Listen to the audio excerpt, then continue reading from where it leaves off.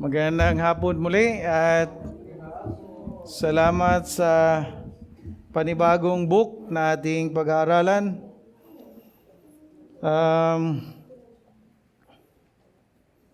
Isang magandang gawain ito sa ating mga tapat na living by the book. Diba? Yung lagi nating ninanais kung ano yung sinasabi ng Biblia. Muli, salamat sa inyong pagdalo. Wala tayong new attendees. We keep on praying sa mga ini-invite natin. Sige lang, tuloy lang. At salamat sa inyong katapatan na tayo ay patuloy makinig ng salita ng Diyos. Sama-sama, ika nga. Kung ang practical application mamaya, ito ang isa sa practical na aplikasyon na sama-sama tayong nag-aaral ng salita ng Diyos. So, ang ating titulo or title ay Adultery Illustrated. Paglalarawan ng pangangalunya. Ang main point na ating tingnan o aking nakita, alam ko na iba-iba ang ating tingin, pero malamang nakita natin ang kahalagahan nito. Ang nilagay ko rito, in relation sa marriage, God's covenant love is faithful and merciful to His people, pursuing repentance, but His righteous judgment is certain against adulterous, unfaithful, self-styled worship. Sa Tagalog ay, ang tipan ng pag-ibig ng Diyos ay tapat at maawain sa kanyang bayan, na humahabol sa pagsisisi, ngunit tiyak ang kaniyang matuwid na paghatol laban sa pangangalunya, di tapat at sariling gawang pagsamba. So sa tema pong ito, tayo ay magsisimula ng isang preaching series sa aklat ng Hosea, gaya ng sinabi kanina, na ang tema nito ay The Redeeming Love of God. The Redeeming Love of God. Sa ngayon, simulan natin ang unang kapitulo hanggang sa pangalawang kapitulo sa unang bersikulo. Sa ating pagpapatuloy, tayo ay manalangin. Aming Diyos, salamat po sa mga pagpapala mo sa church na ito. Sa katapatan ng inyong patuloy na maliwanag na pagpapahayag ng katotohanan mula sa inyong mga salita, katotohanan sa mabuting balita, katotohanan sa pagpaparusa, katotohanan sa iyong pangako na hindi nyo palalagpasin ang anumang kasalanan. Salamat ng marami dahil laging sentro ang mabuting balita para itanghal ang iyong mga ginawa sa pamagitan ng iyong bugtong anak ang Panginoong Hesus. At mula dito sa kaligtasan na meron kami sa Kanya, patuloy kaming lumago, gaya ngayon sa aming pagtingin sa mga talata na aming pag-aaralan. Hayaan niyo po na magministeryo ang iyong Santong Espiritu sa bawat isa sa amin. Hindi lamang kami bigyan ng kaunawaan, bagkus conviction, at patuloy na mabuhay, magsisi sa mga kasalanang mayroon pa kami. Ito ang aming dalangin sa pangalan mo, Panginoong Hesus. Amen. So yan yung ating mga titingnan. Dalawang puntos ang ating tingnan. Una ay Israel unfaithfulness. Di ba? Pangalawa ay God's faithfulness and mercy or merciful. So sa unang punto ay mayroon tayong tatlong tingnan. Apat. Pero yung isa ginawa kong just overview kung sino nga ba si Hosea. So yun yung ating mga titingnan. Sa ating pagtingin ng aklat na ito, una agad na makita natin ay tungkol sa pag-ibig. Lalong-lalo na kung binasa niyo yung inyong, yung ating bulletin, di ba? Redeeming love of God. So ito ay tumutukoy sa pag-ibig. Ano nga ba ang pag-ibig? Well, sa panahon natin, marami ay nagsasabi, love is blind. Di ba? Well, kung titingnan natin ng malalim, ang pag-ibig ay handa itong magsakripisyo. Ang pag-ibig ay kaya nitong dalhin ang lahat ng sakit o pagdurusa. Yan lang ay ilan marahil sa description ng pag-ibig. In preparation sa ating pagpunta doon sa ating sermon. Kung titingnan natin ang redeeming love of God, it is the love of God which is His perfect attribute na siyang nag-motivate sa Kanya para iligtas ang Kanyang bayan. Maganda po itong malinaw sa atin. By His perfect love, all His might and power were demonstrated, were displayed to prove His love. His love is faithful, gracious, merciful, and never ceases. Pero sa kabilang banda, He is also maintaining His promise to uphold righteousness to all unfaithful. So dapat maliwanag yon kapag pinag-uusapan natin ay pag-ibig. So sa buhay ni Hosea, pinapakita or isa itong pinta or ilustrasyon sa covenant love of God. How He is faithful and merciful to unfaithful wife Israel.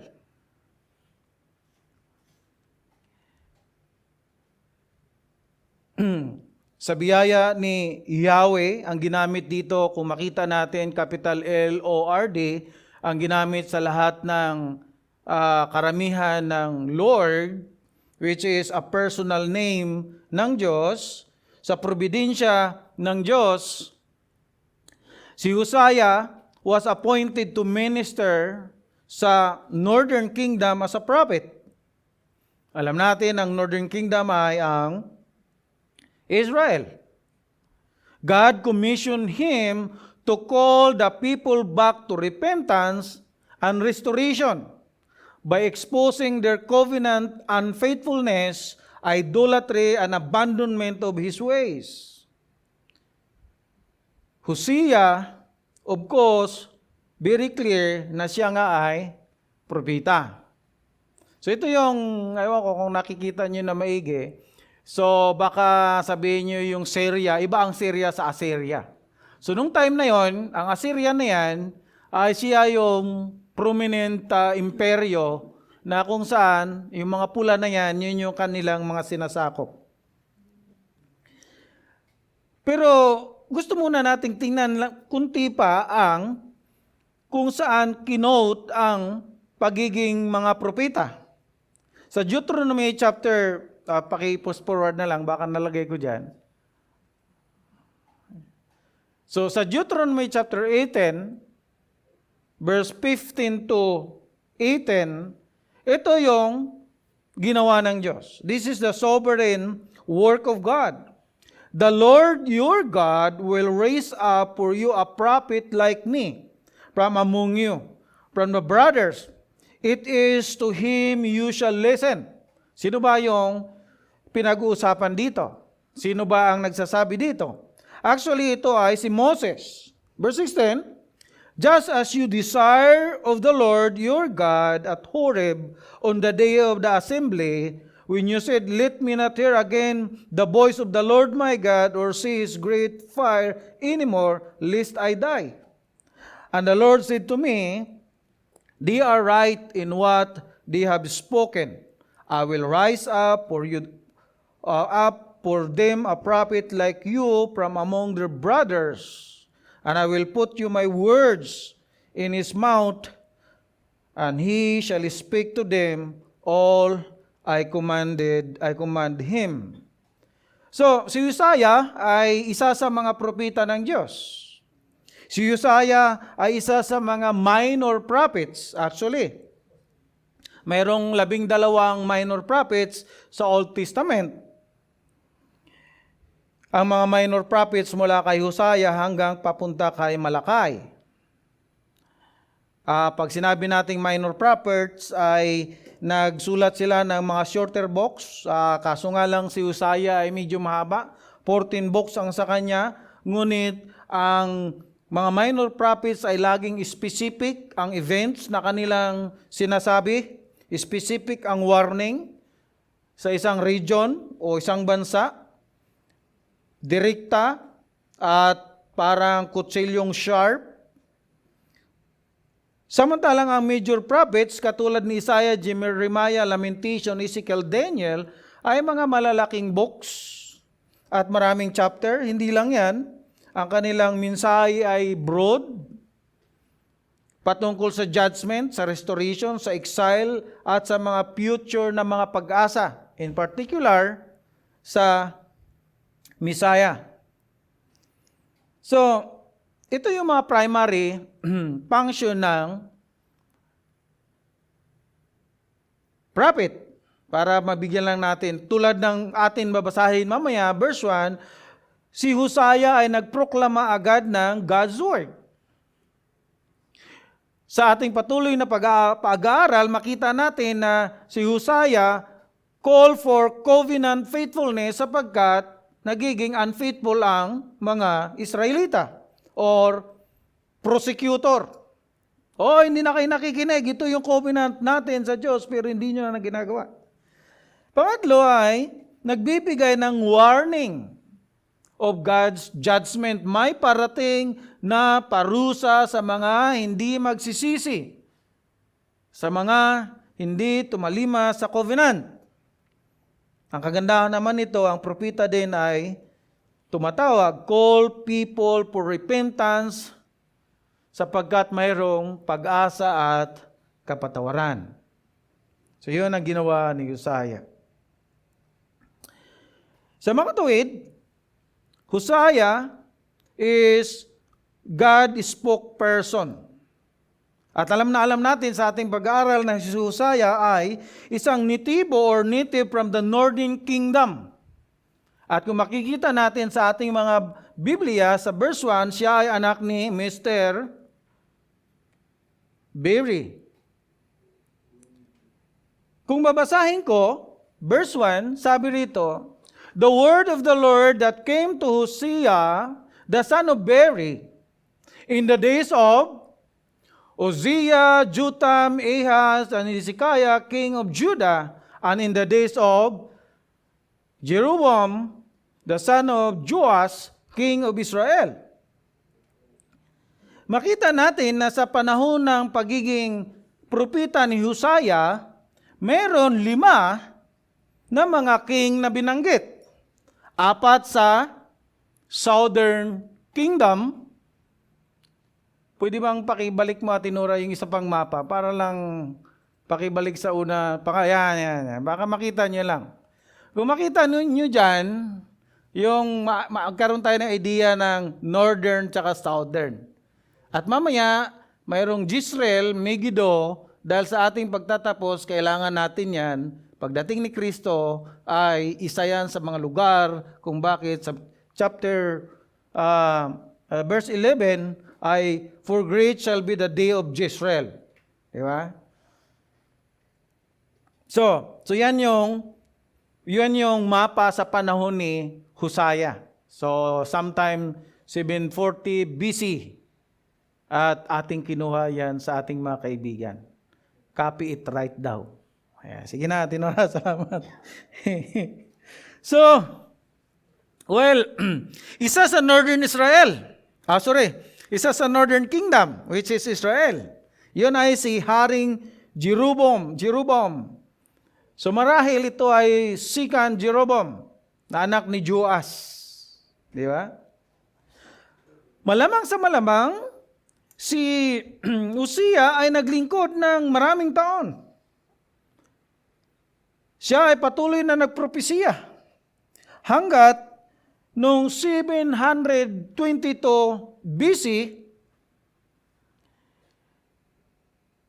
sila ay nakupkop ng Assyrian na ang huling king noon ay si Hoshea. Dito may H. So marami, magandang actually pag-aralan. Medyo mahaba na kapag tingnan. So yun ang kunting overview kay Hosea. So kung gusto niyo pang i-detalye kung sino pang mga hari noong after 722 BC, Penuel at kung sino-sino pa, at ang huli ay nga si Hosea. Now, in verse 1, maganda nating makita ang isa sa mahalaga na salita maging sa verse 2. Sabi roon, the word of the Lord. Now, gusto kong tingnan natin ito ng isang mahalaga or espesipiko, lalong-lalo na ang ginamit dito ng ESV ay capital LORD. Actually, kung mag-fast forward ka, cited from, di ba? Chapter 6 verse 5. Sabi roon, therefore, I have honed them by the prophets, I have slain them by the words of my mouth, and my judgment goes forth as the light. So yan yung kanyang mga propeta.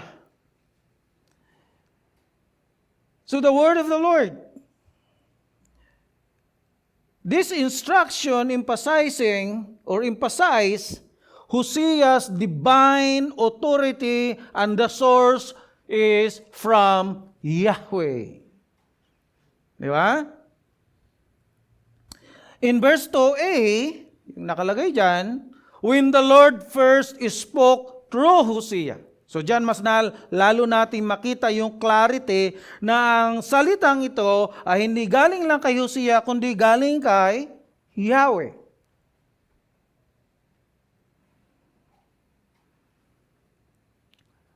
By the way, gusto lang nating ipaalala kung bakit ito ay mahalaga na ang Lord ay mula sa translation na Yahweh.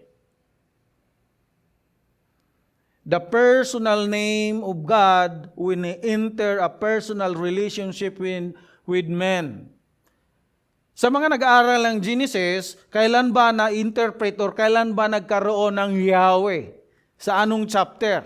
Nagsimula na ito doon sa chapter 2, verse 4, lalo-lalo na specific sa verse 7, kung kailan gagawin niya na ang tao. Bakit? Ito yung personal name ng Diyos. Nailagay ko ba dyan natin, Exodus chapter 3, verse 15. Yan. Ano sabi? Si Moses ay inutusan at sabi ni Moses, Adonai, O Diyos, ano ba ang pangalan? Ano ba ang sasabihin ko sa inyo? Well, actually, hindi naman sinagot ng Diyos ang tanong ni Moses. Sa verse 14, ang sinabi, I am who I am. Hindi naman talaga yun ang pangalan ng Diyos, kundi yung kung ano ang essence, kung sino siya. Sa verse 15, yun yung binigay niya ang pangalan. God also said to Moses, say this to the people of Israel, the Lord, the God of your fathers, the God of Abraham, the God of Isaac, and the God of Jacob, has sent me to you. This is my name forever, and thus I am to be remembered throughout all generations. Yung Lord, yung Yahweh, yung personal name of God. Mahalaga ito sapagkat pag nag-fast forward tayo, yung salita sa John chapter 8 verse 44, 24 I think, sabi ni Jesus na I am He. Ako yung pinadala. So, the Yahweh incarnate. So, yung mga salitang ito ay patuloy na ginagamit katulad ng mga propeta Joel, Micah, Zephaniah, Zechariah, at saka Malakay, at Obadiah, at iba pa. Ngunit, ang isang magandang makita rin sa verse 2 ay mayroong command si Yahweh. Di ba? Basahin ko lang ang verse 2, sabi ron, when the Lord first spoke through Hosea, the Lord said to Hosea, go, take to yourself a wife of whoredom, and have children of whoredom, for the land commits great whoredom by forsaking the Lord. Ano meron? There was a command to Hosea to marry a call girl. Sa panahon natin, prostitute, harlot, na magkaroon siya ng asawa. Well, nilagay ko rin dyan sa Exodus chapter 20 verse 14 para lang makita natin ang isang problema ng ating pinag-aaralan. Sa Ten Commandments, it is clearly said that adultery is sin. Di ba? You shall not commit adultery. So God is saying something na mag-asawa ka ng adulterous na babae. Ganun ba yun? Lalong-lalo na sa sulat ni Apostle Paul sa 1 Corinthians chapter 6, hindi ko na nilagay dyan, kunin lang natin ang thought. Ang thought doon ay, lalong-lalo na sa, basahin ko sa inyo, you do not know that your bodies are members of Christ. Shall I then take to the members of Christ and make the members of a prostitute? Never. Or do you not know that he who is joined up to a prostitute becomes a one body with her? For as it is written, the two shall become one flesh. But he who is joined to the Lord becomes one spirit with him. Verse 18, flee from sexual immorality. Every other sin a person commits is outside the body, but sexually immoral person sins against his own body. So, yan isa sa mga challenges ng sulat na ito. At sa Leviticus chapter 19 verse 21, inulit pa rin yan na hindi pwede mag-asawa ng isang prostitute. Marahil ito ay question nyo rin. Kasi question ko ito. How the Holy Lord, Holy God, condemns harlotry, command Hosea to marry a harlot. Di ba? Naisip ba natin yun? And the next question is, nailagay ko yata dyan, hindi yata. Next question is this literal or symbolic? Di ba? Well, nevertheless, ano pa man ang inyong position, literal or symbolic or allegory, meron talaga tayong tanong. Paano ba ito na nagkuman ang Diyos na mangasawa or ipangasawa niya ang isang... Well, anyway, to give them some perspective paano ito masolve, unang-una, dapat malaman natin, makita natin na ito ay pinakamaliwanag na ang intention ng Diyos para i-illustrate ang unfaithful Israel sa Kanya. At makikita natin yan sa verse 2. Para magkaroon tayo ng isang similar or perspektibo na sagutin ang tanong na ito, well, maraming mga kaparaanan. Noong ang Diyos ay nagbigay ng command kay Hosea para mag-asawa kay Gomer, na anak ni Diblaim, well, si Gomer, marahil, ay hindi pa actually nakakakumit ng adultery or wala pa siyang asawa. However, God knew that was in her heart which later would ultimately be unfaithful to Hosea. So yan ang possible na mga senaryo. Balang araw siya ay magiging unfaithful kay Hosea. Mahihintulad ito sa kwento or storya ni Gideon. Si Gideon actually sa Judges chapter 6 verse 11 to 12, sinabihan siya ng angel of the Lord, calling Gideon as a mighty man of valor. Pero actually, hindi pa naman nangyayari, hindi pa nakikipaglaban si Gideon. Sapagkat alam ng Diyos na si Gideon will be a great leader, sa kanyang pakikipaglaban, magiging great leader siya sa Israel. Na nung time na yun, hindi pa talaga siya great leader.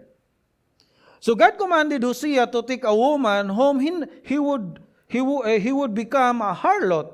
God commanded this as a picture of how Israel committed spiritual adultery against God. When God brought Israel out of Egypt, He was a brand new nation. Diba? She had not yet broken the covenant which God established with her in the wilderness. Katulad din ni Israel,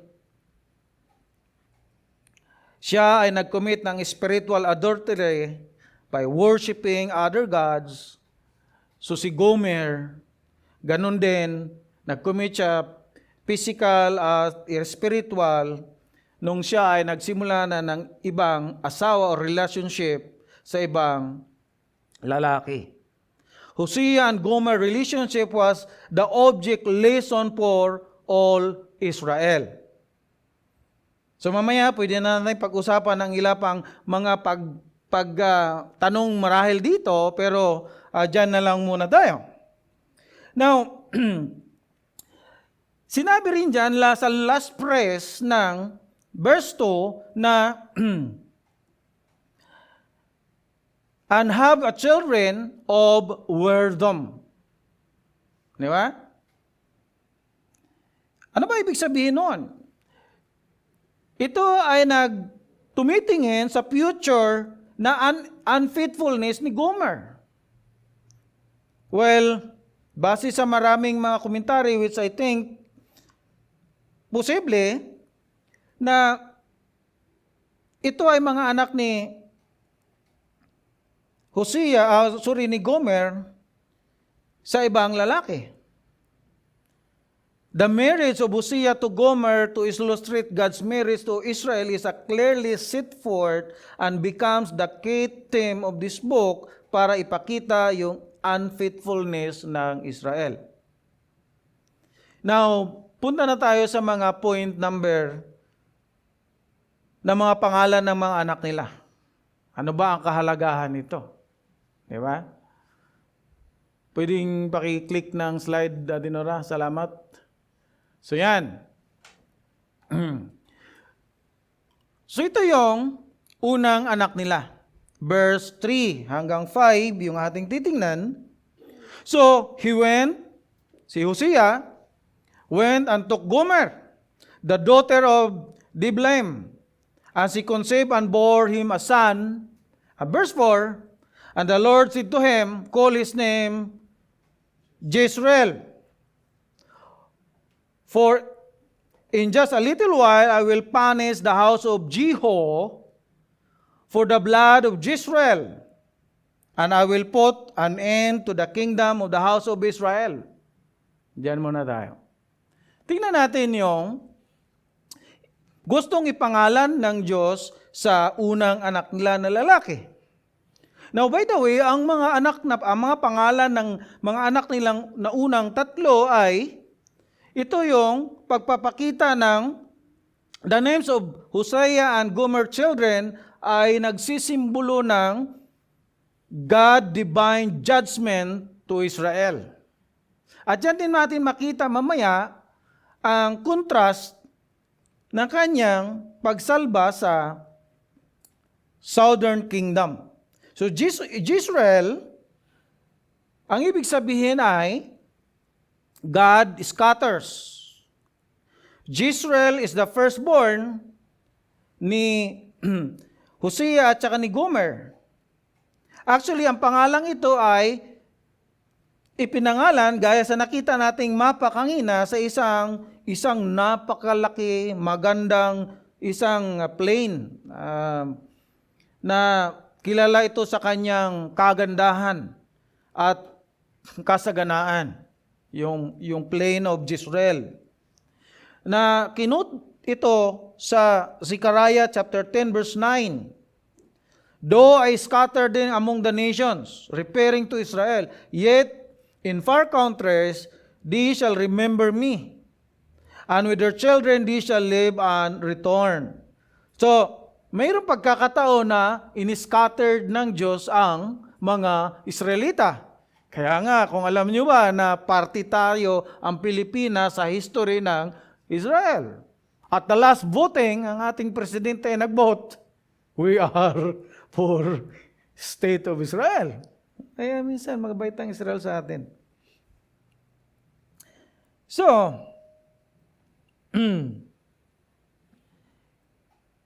yung mga pangalan nito ay pagpapakita ng puot ng Diyos sa mga unfaithful, sa mga unbelieving, sa mga nabubuhay para sa kanilang sarili, sa mga, kaya nilagay ko doon, self-styled worship, kasi nagsisimula na silang mag-worship ng ibang Diyos, kay Baal, lalong-lalo na kapag binasa na natin ang buong chapter, kisa sa totoong Diyos. Kung pansinin natin, for in just a little while, nailagay ba natin yan?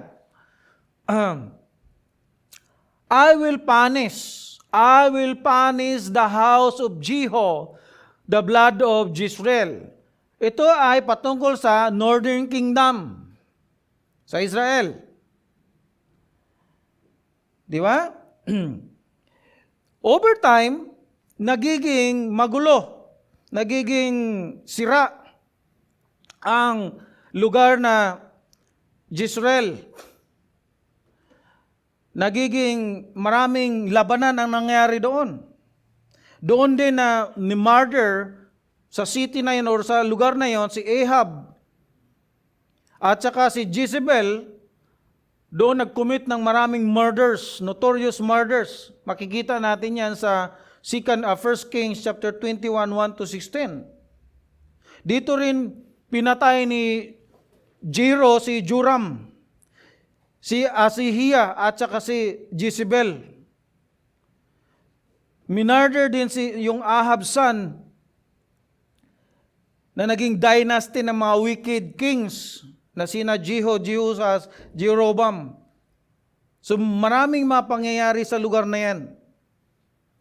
So ibig sabihin yung Great Plain Jezreel at saka rich ay nagiging masalimuot, magulo. At kung titingnan pa natin dyan, sabi dyan, I will put an end to the kingdom of the house of Israel. Ito ay pag-i-emphasize ni Hosea na Israel. Ang akala nyo kayo ay pinili, totoo. Pero dahil sa inyong patuloy na hindi pagtalima sa kay Yahweh, kayo ay paparusahan. Pagpapakita sa darating na parusa kaya noong 722 before Christ, ang Assyria ay kinupkop na ang Israel. Na kung saan maraming mga Israel din ang mga na-exile papunta sa Assyria na hindi na nakabalik.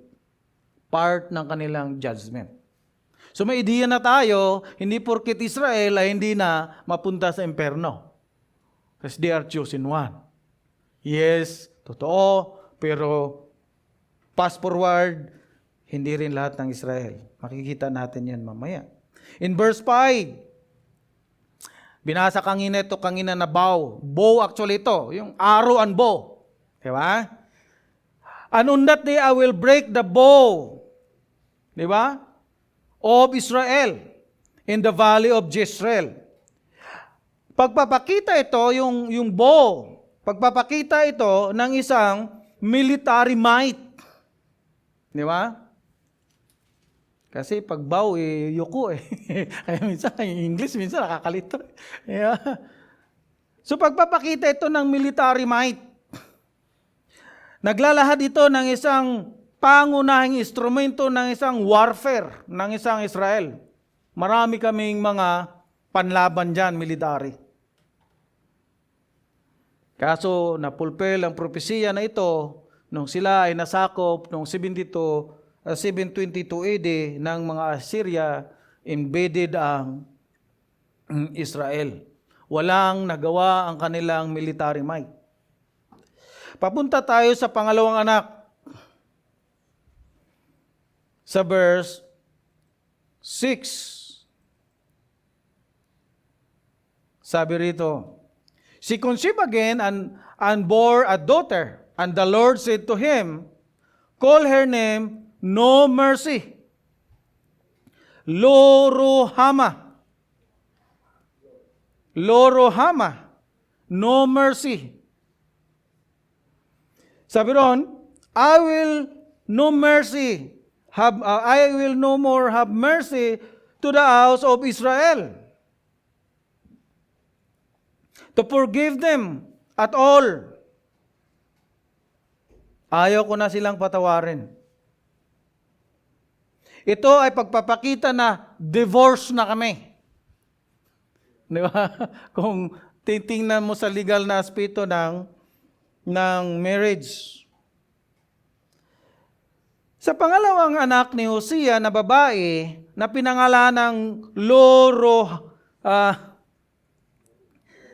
Lo-ruhamah, makita natin sa ating verses 6 hanggang papuntang 7, yung ruhamah actually ay nagpapatungkol ito sa God's tender mercy.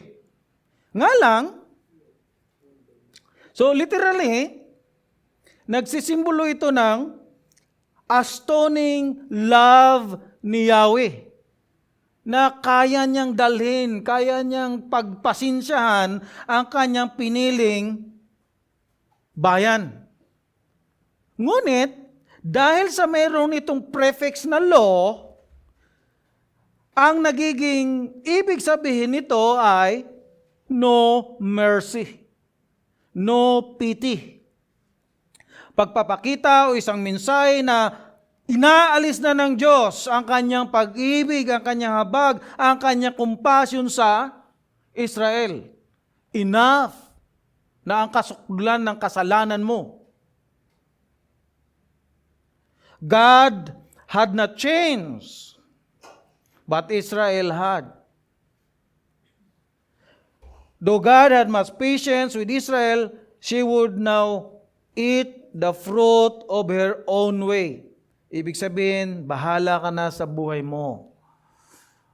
When God withdraw ang kanyang pakikialam sa isang tao, sa katulad ng bansang Israel, mangyari niyan, you're on your own, at ikaw ay papunta na sa kasalanan na lamang at kaparusahan. Think about, bakit ka pa nandito? Bakit ka pa, mayroon pa sa'yo nagtsatsaga na magpaalala na pumunta rito? And that is, mercy being, God is merciful to you, to us. Di ba? Na yung salitang I will no more have mercy on the house of Israel to forgive them. In verse 7, dito natin makita yung contrast. Di ba?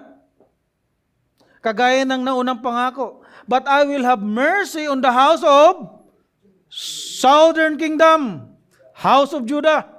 I will save them by the Lord their God. I will not save them by bow or by sword or by war or by horses or by horsemen. Hindi ko kayo ligtas dahil sa iyo may kakayanan kayo. Iligligtas ko kayo sa aking gagawin. Dito rin pagpapakita na God or salvation belongs to God. Di ba?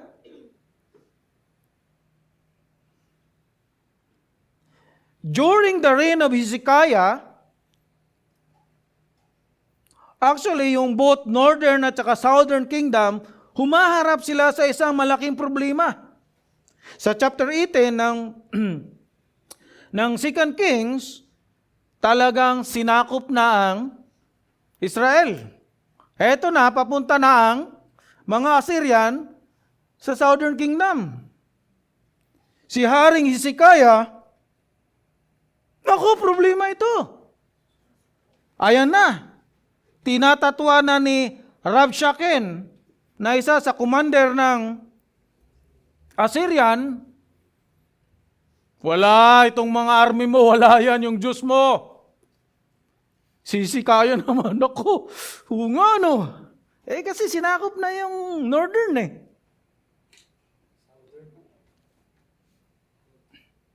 Northern. Sinakop na yung Northern ng Israel, tapos papunta na sa Southern which is Judah. Okay? But Hezekiah plead to the Lord humbly. Sabi pa nga sa 2 Kings, kung i-wrap up natin, he tears his clothes, pagpapakita na ako'y nagpapasakop sa magagawa mo, Yahweh. Di ba? At naglagay siya ng saklot, pagpapakita na humbly, pleading. At sabi niya pa, at pumunta pa siya sa house of the Lord. At siyempre, bilang hari, sino bang propeta natin ngayon dito? Southern. Isaiah, pwede bang pumunta ka? Manalangin. At alamin mo ang sasabihin ni Yahweh. To pass forward, 2 Kings chapter 19 verse 4, it means that the Lord your God, sabi niya kay Isaiah, your God, hear all the words of Rabshakeh, whom his master and king of Israel has sent to mock the living God. And I will rebuke the words that the Lord your God has heard. Therefore, lift up your prayer to the remnant that is left. Isaiah, yan ang gawin mo, ha? So mayroong crisis na nangyayari sa lugar na yon. Assyria threatens Jerusalem and mocks God. Hezekiah's response is what? Ang ginawa ni Hezekiah, hinanap niya ang Diyos at siya ay nanalangin at nagpakumbaba. Dumating ang salita ng Diyos sa pamagitan ni Isaiah. Binigyan sila ng assurance. Ni-rebuke sila. At nangako ang Diyos na mayroong promised deliverance. Ganon din marahil sa atin, ano na ba ang ating pinagkakaabalahan sa buhay? We are just thinking everything is okay. Di ba? Wala naman kasing problema Kaya, ang ating pagsamba ay sa gusto lang natin. Pero kay Hezekiah, dumating ang pangyayari nga wala na siyang magawa. God's action is He sent the angel of the Lord. Of course, ito yung prophecy na parating na Messiah. The angel of the Lord. Anong ginawa nila? Wala silang ginawa, kundi pinatay ng Diyos ang 185,000 Assyrians. doon natin makita na there is no impossible with God when He saved people.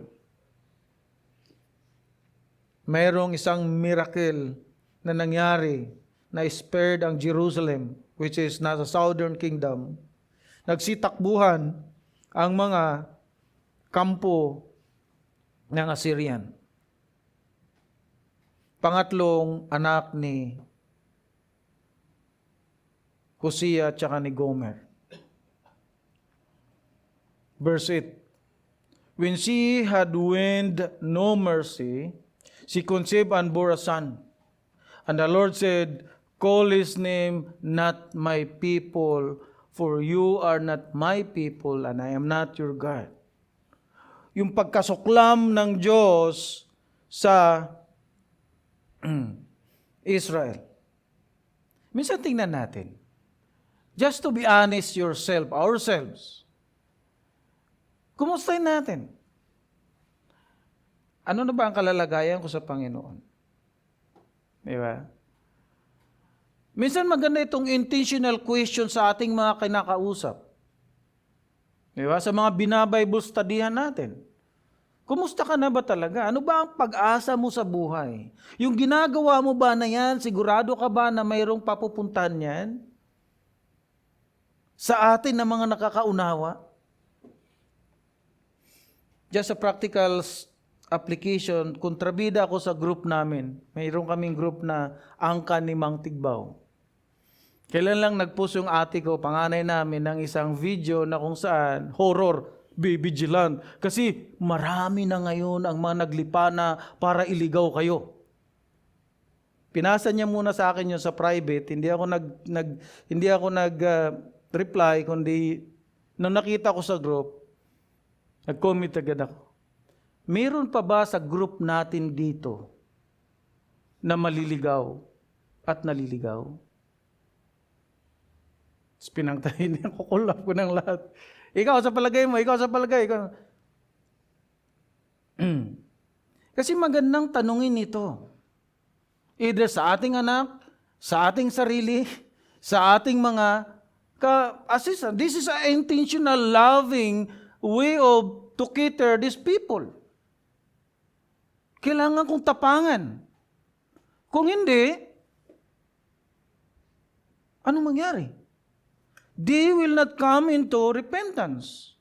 So dito, sinabi na, not my people. Call his name, not my people. Ang ibig sabihin sa Hebrew ay, Lo Ami, not my people. In Exodus chapter 6 verse 7, I will take you to be my people. Nailagay ba natin dyan, Dora? Sige. No, after nung sila ay nakatawid, sabi ng Diyos ni Yahweh sa kanila, I will take you to be my people, I will be your God, and you shall know that I am the Lord your God, who has brought you out from under the burdens of the Egyptians. Ikaw ay aking bayan. Pero ngayon sinasabi niya, hindi na kita bayan.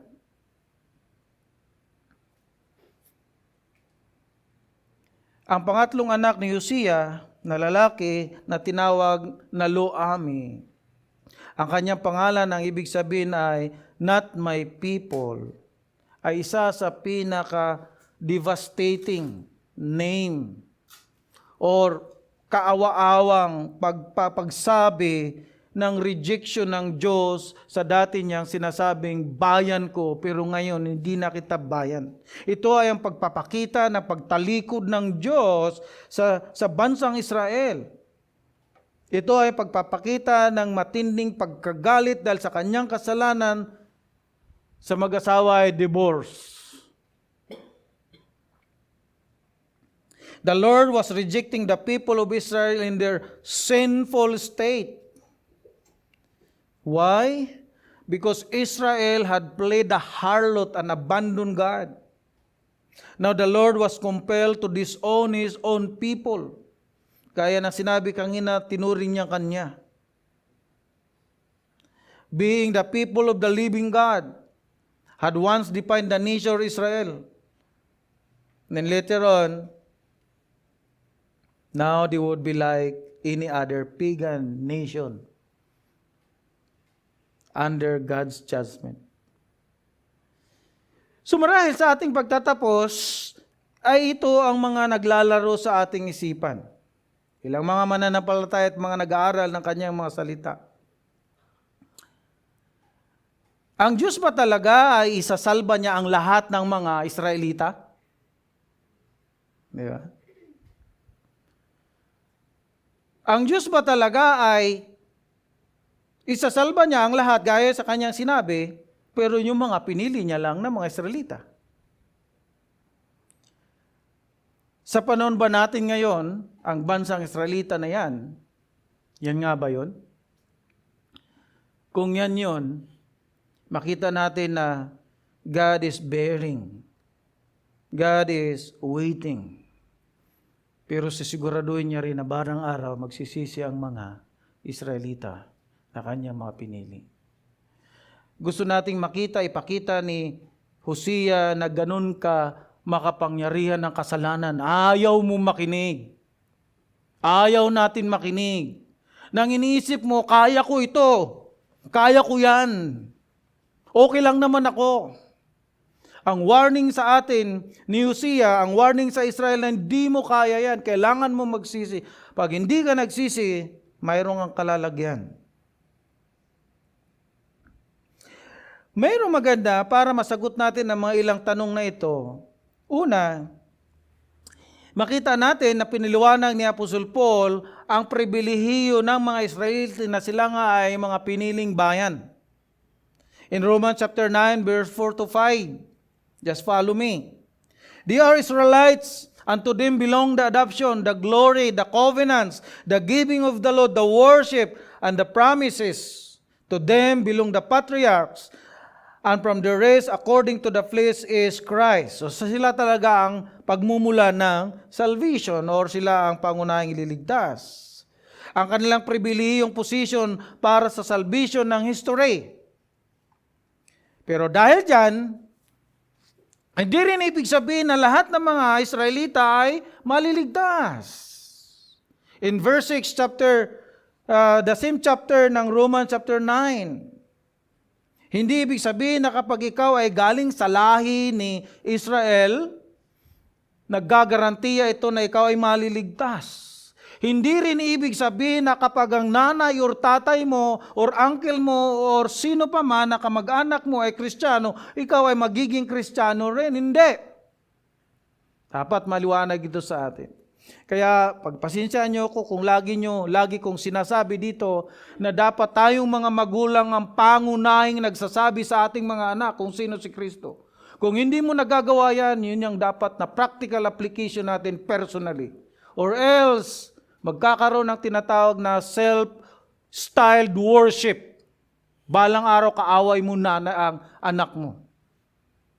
Yan yung ating personal application. Verse 6, sabi nung, but it is not as though the word of God has failed, for not all who are descended from Israel belong to Israel. Kaya nagsasabi, lahat ng Israel maliligtas, yes, yung mga remnant, yung mga pinili, hindi natin alam, ang Diyos lang. Pero ang lahat ng Israel na hindi nagsisi, hindi nanalig kay Kristo, sila ay paparusahan. So dapat maliwanag yun. Despite their privilege, most of Israel rejected the Messiah. Nagnanais sila na gusto nilang maligtas hanggang ngayon sa kanilang pagiging matuwid sa batas, hindi sa pananampalataya. Sabi ni Pablo na mayroong temporary hardening. Ibig sabihin, inalis muna ng Diyos ang kanyang sovereign na pagtrabaho sa mga Israel. Kaya nga sa Romans chapter 9 verse 31 to 32, but that Israel who pursued a law that would lead to a righteousness did not succeed. Why? Because they did not pursue it by faith, but as it is were based on works. Kaya inayaan mo na sila. Actually, sa chapter 10, verse 3 ng Romans, sabi na, for being ignorant of the righteousness of God and seeking to establish their own, they did not submit to God's righteousness. Yun ang katigasan ng mga Israelita na katulad din natin ngayon. Katulad din sa ating mga ini-invite ngayon. That's why we need to pray for them. In verse 11, chapter 7, Israel failed to obtain what it was seeking. The elect obtained it, but the rest were hardened. It is by the sovereign God lamang. In final, point number 2, maganda itong sa ating pagtatapos in verse 10 to chapter 2 verse 1. God's faithfulness and mercy, or being merciful. We praise God. Actually, ito yung mabuting balita. We praise God dahil He is faithful and merciful. Verse 10. Sabi rito, Yet the number of the children of Israel shall be like the sand of the sea, which cannot be measured or numbered. And in the place where it was said to them, You are not my people, it shall be said to them, Children of the living God. The children of Judah and the children of Israel shall be gathered together, and they shall appoint for themselves one head, and they shall go up from the land, for the great shall be the day of Jezreel. Chapter 2, verse 1. Say to your brothers, You are my people, and unto your sisters, you have received mercy. Napakaganda after na magbigay ng warning, judgment to come si Hosea, ito ay may magandang balita. Una, makita natin dito yung verse 10. Yung salitang number. Ito ay reaffirmation ng pangako ng Diyos kanino? Kay Abraham. Pinapakita pa rin lagi ng Diyos ng aking pangako sa inyo ay hindi nagbabago. Pariyo ko kayong isasalba, pero papariyo ko kayong paparusahan. Pero dito, reaffirming the promise to Abraham will happen in Genesis chapter 2 verse 17. Ito yung future promise ng Diyos na hindi man nangyayari sa panahon ni Isaiah, mangyayari ito sa timeline ng Diyos.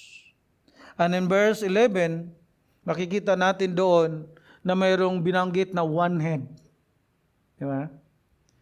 So children of the living God, tatawagin sila.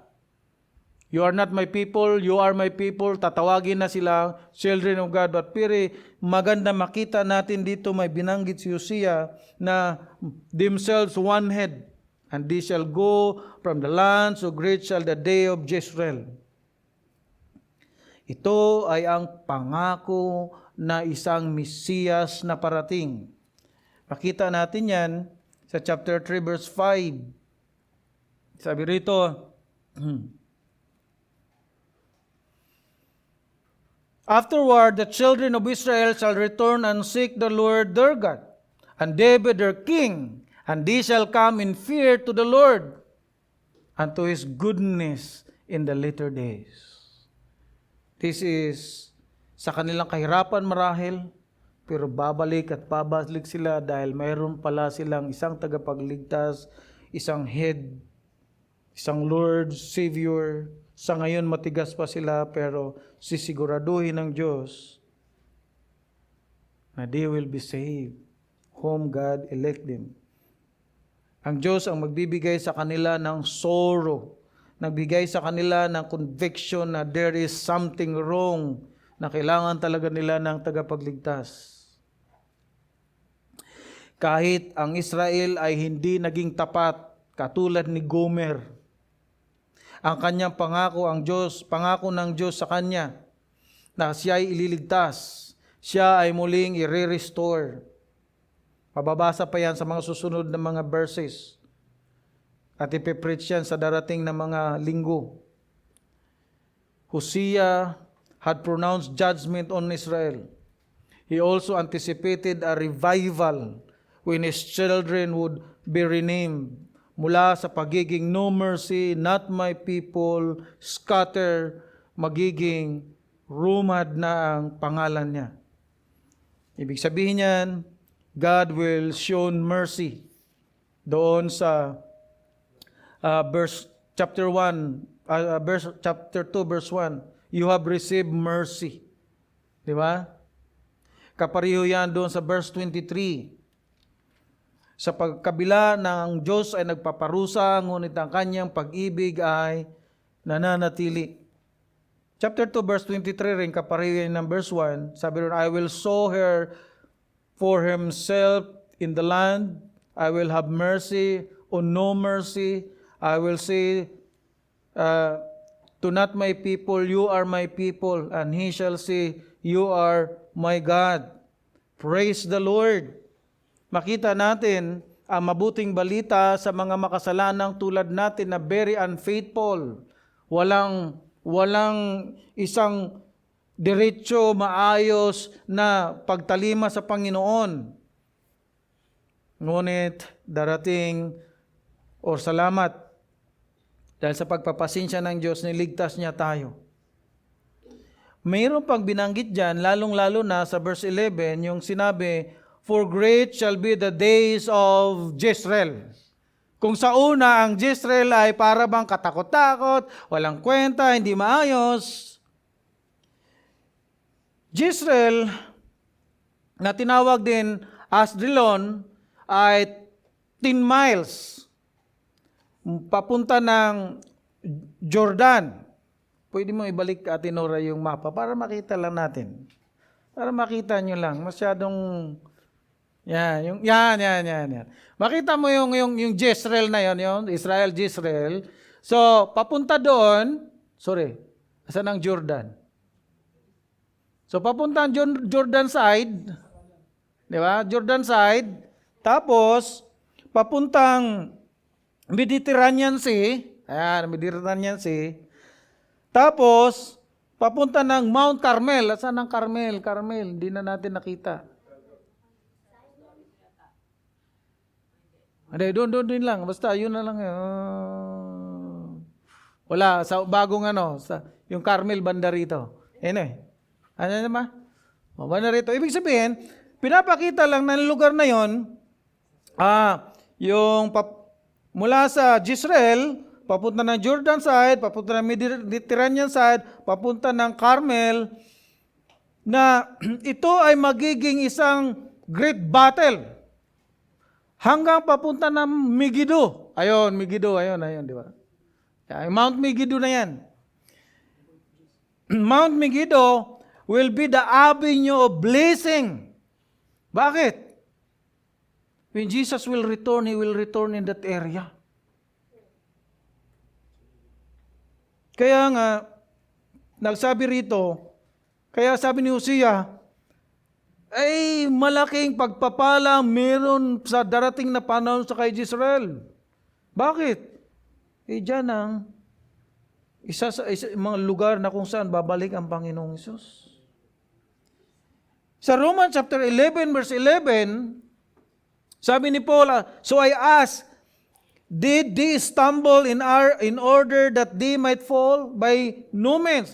Rather, through their trespass sa mga Israelita, salvation come to the Gentiles, so as to make Israel jealous. In verse 17, sabi ni Paul, but if some of the branches were broken off, and you, referring sa mga Israelita, although a wild olive shoot, were grafted in. So yung mga matitigas na ngayon, na mga pinili ng Panginoon, ibagagrafted din sila balang araw. Then verse 11:23, and even they, if they do not continue in their unbelief, will be grafted in, for God has the power to graft them in again. Pagpapakita lang talaga na hindi dahil sa katigasan ng ulo ng mga Israelita, kundi sa kapangyarihan ng Diyos magsalba sa kanyang mga pinili. Romans chapter 11 verse 25 to 26. Ito ang pagpapakita ng partial hardening. Sabi ni Paul, a partial hardening has come upon Israel until the fullness of the Gentile has come in. And in this way, all Israel will be saved. Well, of course, of all Israel is all the elect Israel, all the remnant. Di ba? God used both Jewish disobedience and Gentile salvation to show mercy to all. In Romans chapter 11 verse 32, for God has consigned all to disobedience that He may have mercy on all. In 33, oh, the depth of the riches and the wisdom and knowledge of God, how unsearchable are His judgment and how inscrutable is His ways. We praise God. Dahil maging tayo ng mga Gentiles, kasama sa plano ng Diyos sa kaligtasan. God's covenant love is faithful and merciful to His people. Hanggang ngayon, merciful pa ang Panginoon marahil sa iyo, sa akin. Ang aking tanong, kung ikaw ay hindi mananampalataya, alam mo sa sarili mo, maliwanag sa sinasabi ni Hosea na ang adultery ay idolatry. Ito ay personal na affection, ito ay personal na attach. Kaya marami nasisira ang buhay tungkol sa adultery. Hindi ito basta-basta na iiwasan. Kaya nga, kung ikaw ay nasa sakdal sa rampant na problema sa panahon natin ngayon, ang pornografiya hindi na lamang sa sikretong mga link. Minsan nasa reels na rin. Sa mga mahilig mag-YouTube, paano na ba tayo? Kayo. I play. Tingnan mo ang iyong sarili. Ikaw ba ay nandoon sa kalalagayang idolatrous people or person? Naghihintay ang Panginoon, kailangan mo magsisi. Tingnan ang iyong sarili. Ano ba ang mga prioridad sa buhay ko? Di ba? Yun yung maganda at isang labing na tanong sa atin. Sa atin ng mga membro bilang practical application, naalala ko lang nung nag-preach si Kuya Al sa atin sa 1 Peter. 1 Peter chapter 1 verse 23, since you have been born again, not of perishable seed, but imperishable through the living and abiding Word of God. Kumusta ba ang ating intake sa salita ng Panginoon? Hindi ba? To be honest, nakakalungkot. We need to wake up. Si Pastor James, nagkukumahog para bigyan tayo ng study guide. Pag nakita ko, immediately, din-distribute ko. Pero be honest, sisimulan natin ang Bible study, wala pa nagbasa. Nakakalungkot. Isa yun sa mga simpleng pagpapakita na wala tayong passion, wala tayong inclination doon sa living and abiding Word of God at ang nais tayo na hindi tayo maging idolatrous na person. It's hard. Pero it is true. Isa ako sa tinatamaan yan. Pero lagi na lang ba tayo magtinginan, sabi pa ni late senator, lagi na lang ba tayo magtinginan at sabihin natin na okay, sorry na lang? Hindi. Personal application dapat makita natin. Kanina ko intention sinabi kay Kuya Roy at sinama ko ito sa aking manuscript. Kuya Roy, magbasa tayo ng Hosea. Magkumustahan tayo lagi sa Hosea. Saan ka na? Ano nang natin natututunan? This is how we need to apply intentionally. Diba? That is what we need. Renewing your mind. Hindi lamang ang mind ay na-inform, kundi mayroong klaradong conviction sa ating mga puso. Natutuwa ako sa pag mayroong mga nagmi-message sa akin, Pastor, kumusta ka na? Kumusta na yung pagbabasa ng Biblia? Wow! Kung nga naman kailangan natin yan. As a church, ano ba ang application natin? Napakaganda na mayroong sinabi roon si Peter, si Paul sa church. Ephesians chapter 5 verse 15, simulan ko at tapusin ko hanggang 20. Sabi ron, look carefully din how you walk, not as unwise but as wise. Mayroong decision, mayroong pagnanais. Sa preaching, sa 1 Timothy, sa 1 Peter, sabi, earnestly, hindi lang sincerely, kundi earnestly, making the best use of your time. Because the days are evil. Malam na alam natin ito. Katulad sa panahon ni Hosea. Kaya nga, ang ganda kapag may nagbaya sa akin. Bike tayo. It really helped me. Para hindi mag-isip na lang na kung ano-ano. Minsan biking, mayroon pa tayong natatalisod na mga tao na may invite. Use of time. Because the days are evil. Katulad sa panahon ni Hosea. Therefore, do not be foolish, but understand what the will of the Lord is. We can understand the will of the Lord if we keep on meditating, studying, memorizing the living and abiding Word of God. And do not be drunk with wine. Minsan, hindi pa nga drunk parang drunk na Brad, ano ba? Yes or no?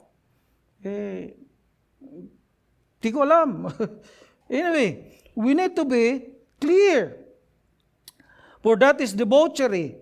But to be filled with the Spirit, addressing one another in psalms and hymns and spiritual songs, singing and making melody to the Lord with your heart, giving thanks always and for everything to God the Father in the name of our Lord Jesus Christ, submitting one another out of reverence for Christ. We need to do this. Kailangan natin makita ito as a church. Sige lang. Alala ko ang laging bukang bibig nila dati sa atin. Okay lang maging awkward. Basta sigurado ka na may intensyon kang para magpalakasan as kapatid. Kung umiiwas na si kapatid dahil sinasabihin mo na totoo, Brad, huwag kang umiwas. Pareho tayo nangangailangan. Pareho tayo may problema. But we need to do it. We need to be comrades. We need to be someone linking our arms to grow para makaalis sa idolatrous na klase ng pamumuhay sa mundong ito. That is our application.